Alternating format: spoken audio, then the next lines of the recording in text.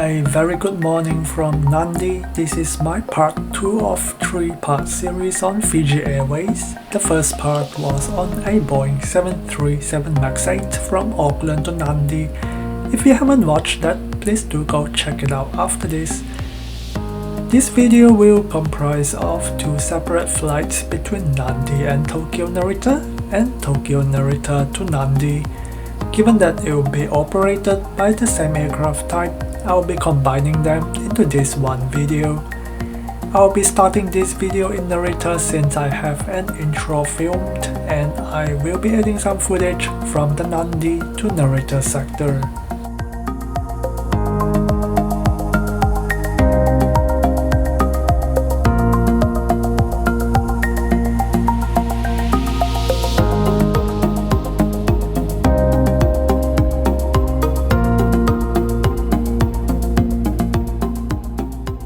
Hello from Narita Terminal 2. It has been a couple of days since I've been in Japan, and it is time for me to go back. Today it's the same thing, flying Fiji Airways A330-200 from Narita to Nadi.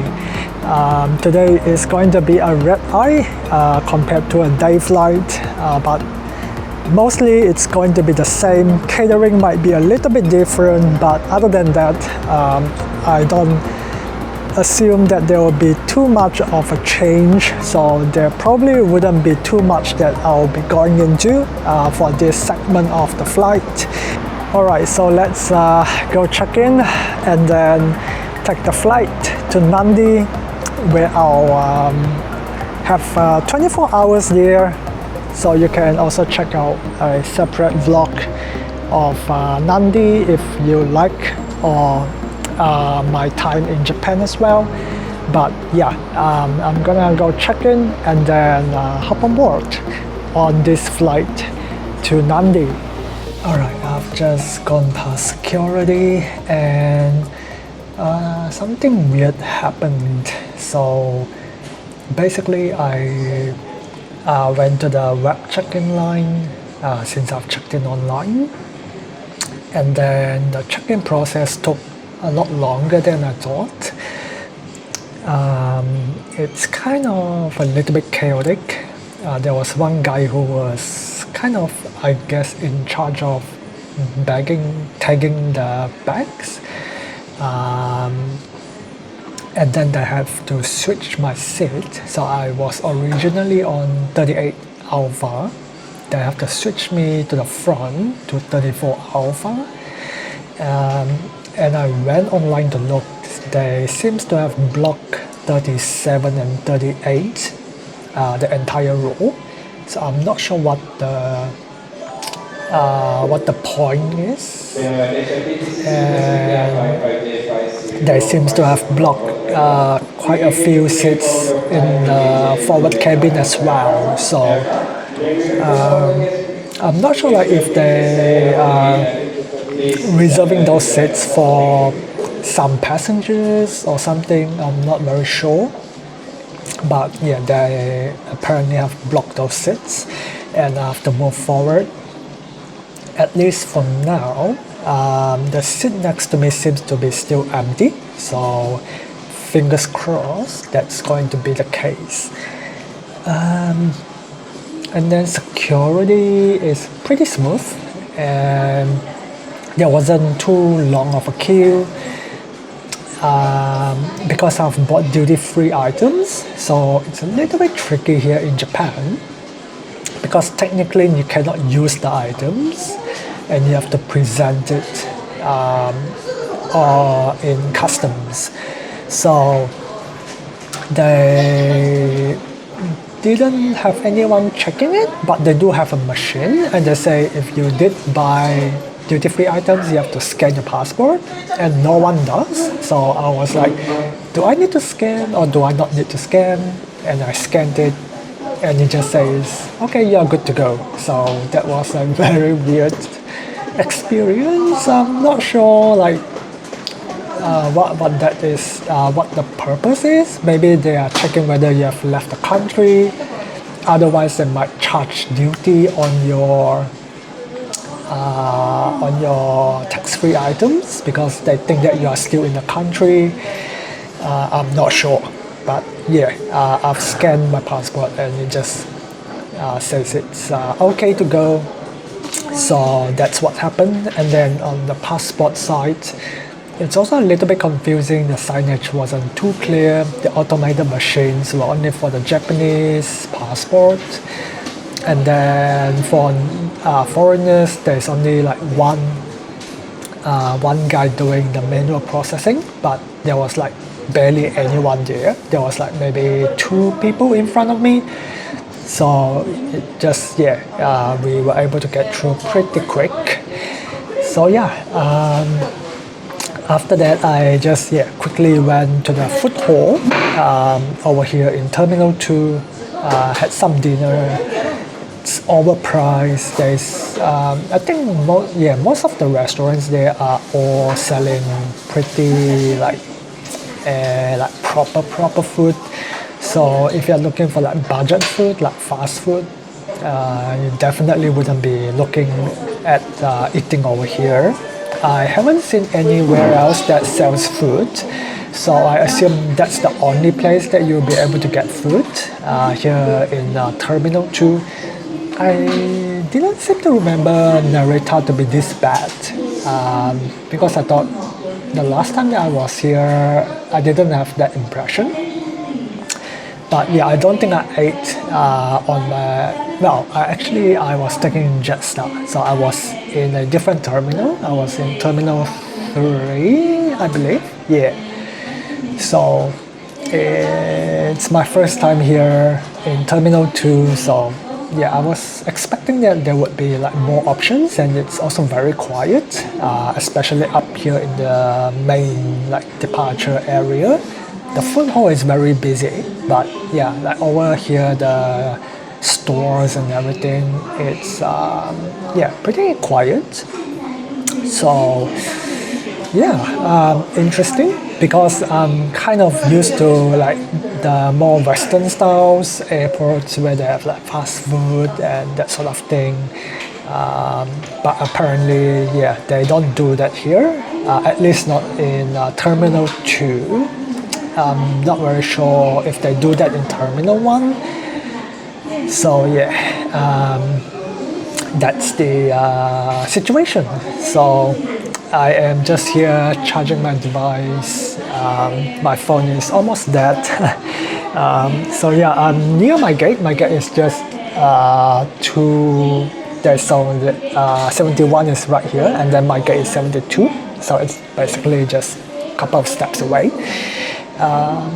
And then there's a bit of like a bar, lounge, work desk area here, and then like some dining area there. And as you can see, it's pretty quiet as well. I'm gonna probably try to get some work done and then get on board. Hopefully, fingers crossed, the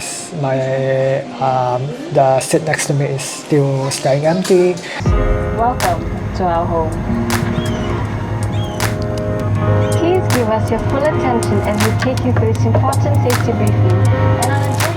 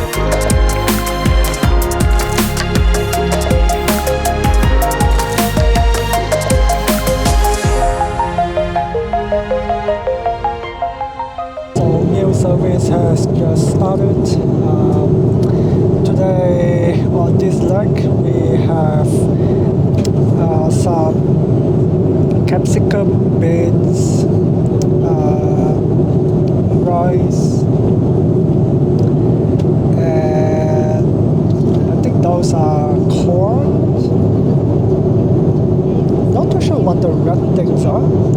Could be, yeah, I'm not too sure what the red things are, but yeah, they seems like beans and corn. And then for the fruits, we have peaches, it seems. And the bread roll over there. And, it's just handing out the arrival forms. But anyway, the last thing we have is a cup of orange juice. So yeah, that's pretty much the lunch service for today. And I'll show you the menu for the flight. For the rest of the passengers, they are getting either the coconut chicken curry or the teriyaki beef. There is also another option, which is Manchurian cauliflower. Not too sure what that is, but it seems like it could be vegetarian. And then for dinner, they have Oriental chicken or the chanhan fried rice, and that is a vegan option.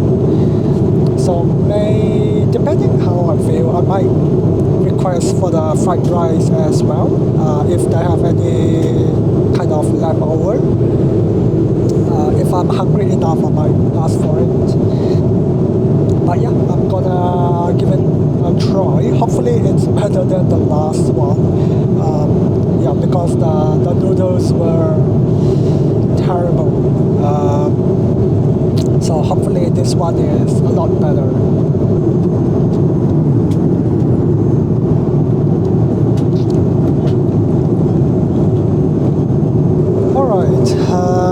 Meal service is done, and I've just finished my meal. I was just trying to see who is there. But yeah, as you can see, everything is clean out, all good, and very tasty. So well done. So anyway, we still have about 8 hours to go.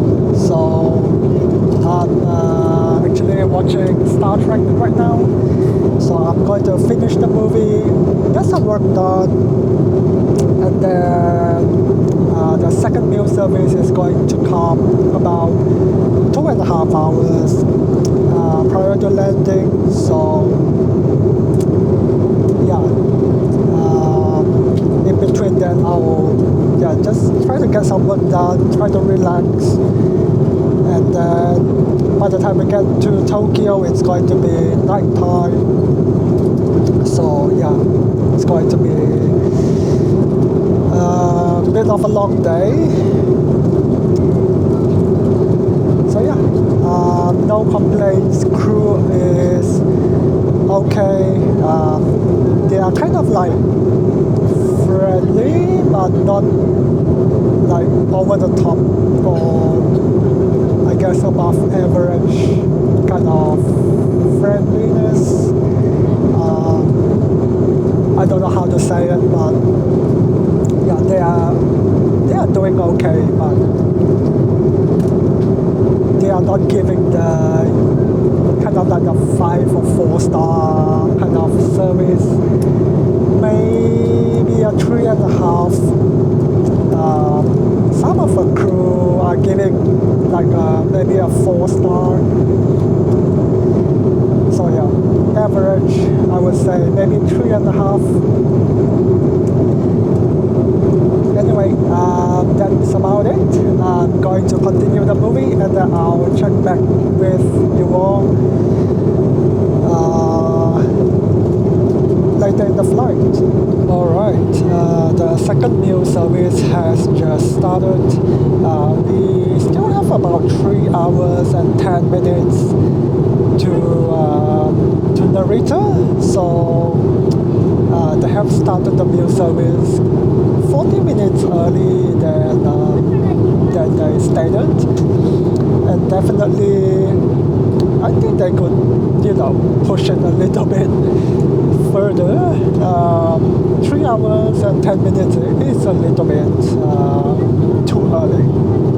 But anyway, here we have the meal. It smells like curry. I can see a bit of potato. I think they are potatoes, carrots, but I'm not quite sure because of the tomato or the curry sauce. It's a little bit hard to tell.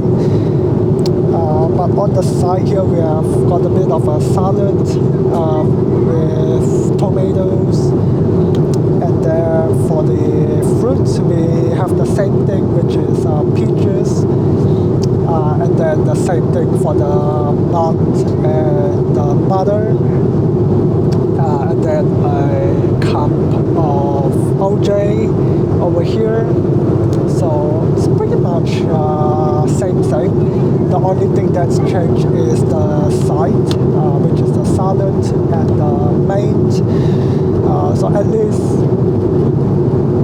we get a bit of different variety. So that's good. But yeah, I'm going to dig in and see how it tastes.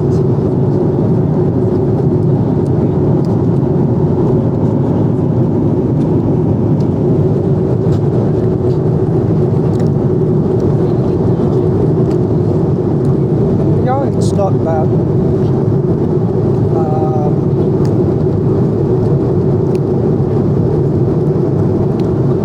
So it kind of tastes like tomato sauce. So I don't know why I smell curry, but it's definitely very tomato flavored. But it tastes quite good. So I'm glad it tastes good. So I'll definitely finish this. But I don't think I'll be able to get the fried rice into my stomach because with the high altitude, I'm just feeling a little bit gassy. So yeah, I think I'll just finish this one and I'll just call it because yeah, I don't think it's a good idea to be eating too much. I'll probably just grab something when I get to Narita or Tokyo. So we are about 1 hour 15 minutes from Narita, and turbulence has actually started about 10-15 minutes ago. We are actually kind of cruising at the very top layer of the cloud. So it is producing a bit of a turbulence. It was actually quite bad, I think, 2 minutes ago. So the seatbelt sign is on. But yeah, that's cool. You can see a little bit of sun still at the. Well, it's kind of setting, so it's definitely coming down. But yeah, hopefully it's not going to be too bad on the ride down to Narita or up to Narita because we are heading up north. But yeah, we still have 1 hour and 15 minutes to go, so it will probably be like this for the majority of the flight, because they did say it's going to be quite turbulent for the last hour. Yeah, we have definitely felt some moderate turbulence, and yep, we are going through some of it again. But yeah, hopefully it's not going to be too bad. Otherwise it might be a little bit uncomfortable, but I mean, I don't really mind. But yeah, anyway, I'll finish up this series. It's actually very funny. It is called, I can't remember what it's called. I have to go back and have a look. So I don't know why they turned off the seatbelt sign. It is still a bit turbulent. I think we might have just passed the top layer of the clouds back there. and over here it seems to be just slightly lower, so maybe that's why. Oh yeah, so this is the show, Curb Your Enthusiasm, and yeah, it's super funny. So I'm on episode 3 right now. I should be able to finish that, and then tomorrow, no, not tomorrow, but for the next flight, I can continue on episode 4 and 5, just to finish up the 5 episodes that they have loaded up over here. We are just making a turn right now, so it's very bright, but yeah, as you can see, the sun is starting to set over here, and it is almost 6:20 in Japan, so yeah, by the time we land it should be probably completely dark, because we are landing at about 7:30, so yeah. Anyway, I think they are turning back the lights on, not too sure why, but I'm going to finish up the show and then get ready for landing. Right, so they are turning the lights on because we apparently are preparing for landing. We are still 1 hour and 10 minutes away, so I'm not too sure why we are preparing for landing right now. It's way too early. It's usually done, like 30 minutes before landing. But yeah, for some reason they are deciding to do it now. Maybe it's something to do with the turbulence. They might want to get ready, since they might not have an opportunity to do it a little bit later on the flight. That could be the reason. I'm not very sure. Yeah, they've gotten everyone to open the shades and have to come back up. So yeah, a little bit odd, but I was a little bit surprised. Like we are still like a long way away. There's still like 70 minutes to go. So I don't know why we are, preparing for landing. But yeah, that's why they turn on the lights.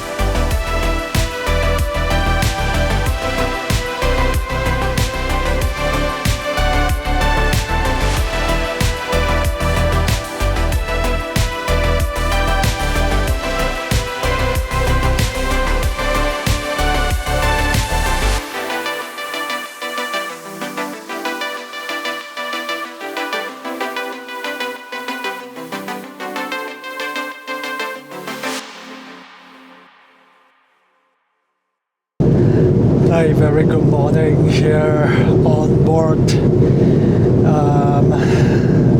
I had a very rough night's sleep. I don't know if you can tell. But let's recap this, last night. So we departed a little bit late, and then on the first hour of departure it was quite bumpy, so the service actually got delayed and we didn't end up having the meal until like 11:30. So yeah, I only had a little bit to eat, and then I kind of tried to go to sleep. but unfortunately I did not sleep well at all, which is unfortunate. So I just got woken up to have breakfast, and as you can see, breakfast is a bun, a juice. I think this is probably some sort of a yogurt,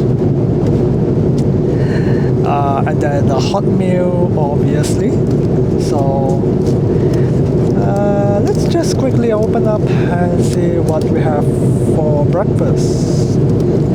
So it seems like vermicelli pasta thing with some beans, corn, some sort of maybe capsicum, I'm not quite sure, but it looks okay. I mean, it doesn't look appetizing, but I hope it tastes as it tastes better than it looks. So yeah, I guess I should dive in and have my breakfast. We have about let me see, what time are we arriving? So our arrival time is supposed to be 9:30,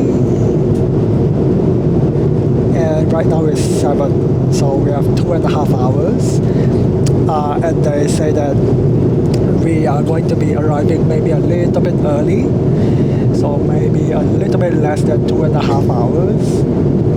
But knowing with like how they did the last flight, they will probably like prepare the landing like very early on. So yeah, we probably still have about roughly just under 2.5 hours before touching down in Nadi. I'm gonna dive into the breakfast. So it seems like turbulence is not playing nice with this flight today. The meal service has just been paused because of turbulence. So every time they switch the seatbelt sign, the crew has to take their seats. I guess that could have been an updated SOP with the recent incidents involving severe turbulence. So yeah, that sucks for the rest of the passengers. But anyway, as you can see, I actually have not finished mine, and the reason for that is because it is bloody spicy. I can't take another bite anymore. I'm terrible with spicy food, so I have no idea why they have given us such a spicy food. At least, you know, they can give people like some sort of a chili pack, so if they want additional spice, they can kind of like add it on themselves instead of like putting it directly into the food and not giving people a choice. So it's a very weird decision. So both meals out of Narita are a fail. And then this thing, it's actually not a yogurt. I have no idea what it is. It tastes like maybe like a apple sauce kind of thing. Yeah, I'm not very sure what it is, to be honest. Oh, well, I mean like it does say Apple, but it says UNSW.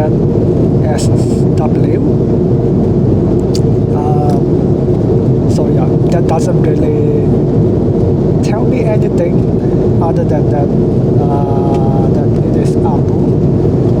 I'm just not too sure what kind of Apple it is. It's like Apple Pays kind of thing, which is a little bit odd, but yeah, it is what it is. The bun is not really that good either. There's no like margarine or butter or that sort of thing to kind of help with the flavoring. So yeah, I'm not fancying the catering out of Narita. I think Fiji Airways definitely have to reconsider their catering out of Narita, and yeah, make it a little bit more on par with what they have been serving up out of like Nadi and Auckland. But let's quickly talk about the seats over here. So even though the hard product itself, nothing has really changed, everything is basically the same. The only problem, and I don't know if you can see on my seat, the controls are blacked out. On my seat neighbor, there's light. So basically the control is broken, the USB charging port is broken, the IFE system kind of work. The map is broken, so if I want to look at, say, the map of the flight, it is just showing on black screen. So yeah, it doesn't show anything at all.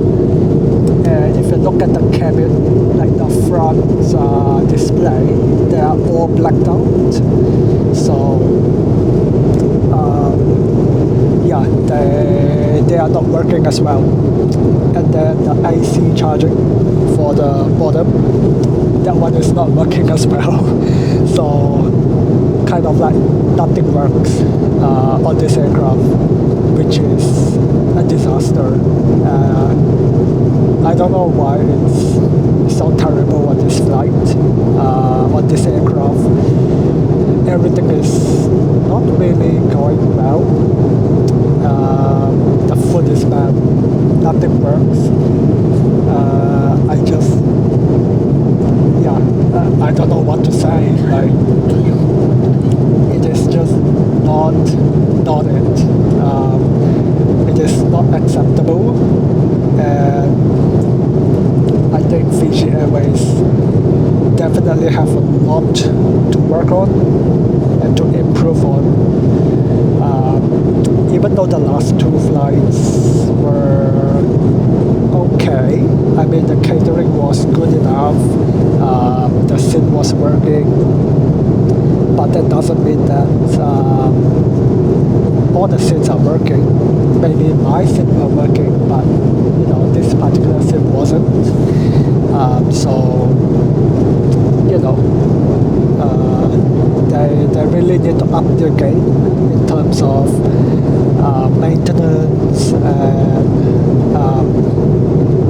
yeah, I think that is like the main part, isn't it? Like making sure that everything in the aircraft works, and then yeah, secondly, just changing up their catering, tuning their catering, making sure that you know the food that they are serving is actually suitable for every passenger.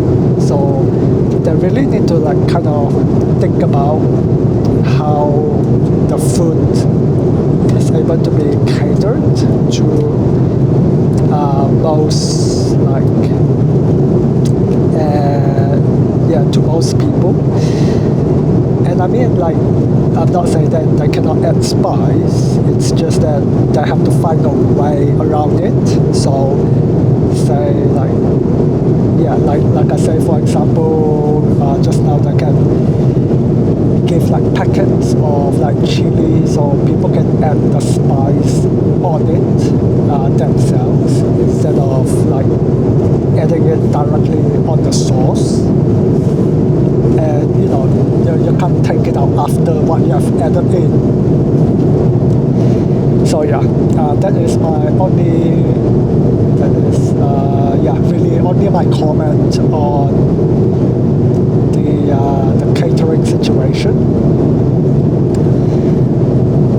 And then another thing that really is bugging me is, as you can see, my flight is kind of almost lowered. And just now I had it like halfway up, and this lady sitting over there, she told me to pull it down because it affects her viewing experience. Like, if you don't want the blinds to be up, then get a bloody window seat, and you can keep it down all you like, right? Don't tell other people how to do it. It's really annoying. It's rude. It's my window. I can do whatever the hell I want. Even if you sit like right here, you don't have the right to tell me what to do with the window, unless it's like a medical issue, you know. Like, okay, you know, I can understand, and I can be reasonable. But just because, you know, oh, it affects your viewing experience, and you're telling people to not pull their window shades up, like, that is ridiculous. Like, you know, choose a window seat, then you won't have the problem, right? You can pay for it. You can pay for the seat, get a window seat, problem solved.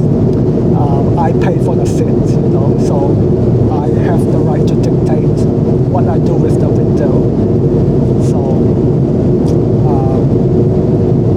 for anyone who is traveling, don't tell other people what to do with their windows. It's very annoying. So, yeah, that's just my little rant of how some people do not really have ethic when it comes to public spaces. So anyway, I think I'm done ranting, and I'm gonna just like finish up the apple sauce and the apple juice, the orange juice, and then yeah, I am gonna just relax a little bit. Maybe if I'm lucky, I can maybe catch another half an hour nap before we arrive into Nadi.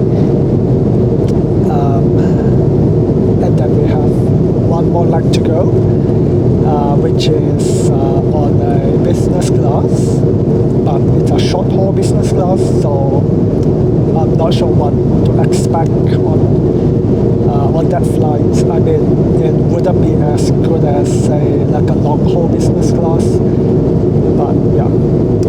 Nevertheless, I am still kind of looking forward to see what kind of service and meal and that sort of thing that they are serving up. So I will catch you all in a little bit.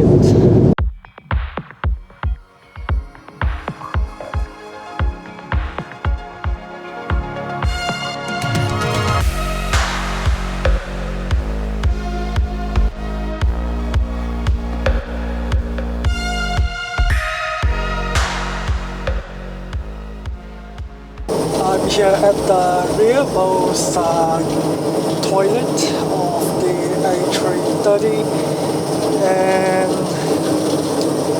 looking at things, it's okay. It's not dirty. I've got the trash, a sink, some cups. Not too sure what that is. Paper towels. And then we have got a changing table, and obviously the toilet. And the floor looks pretty clean. And then we got a coat hook over here. So yeah, pretty standard stuff. And we have got some kind of like lighting on the mirror, so you get the kind of like a makeup mirror, which is nice. In conclusion, for these two flights between Nadi and Narita, the food was good living out of Nadi but terrible out of Narita, which they really have to work with the caterer to improve on. There is also a need for better maintenance of the aircraft, especially these old Airbus 330s. When these seats are not working properly, then the customers is not getting the value that they have paid for.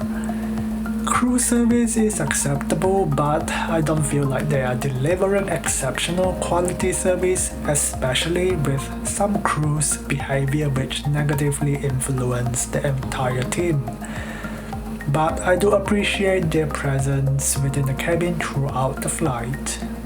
One weird thing, they also show a lot of advertisements right after their border security announcement, which I get is a good opportunity for local businesses in Fiji to advertise, but it's kind of annoying as well because it gets quite long, so I hope Fiji Airways is going to improve on this. Fiji Airways is one of the cheapest carriers around the Pacific region. However, other carriers like Qantas are also offering similar fares during their sale period.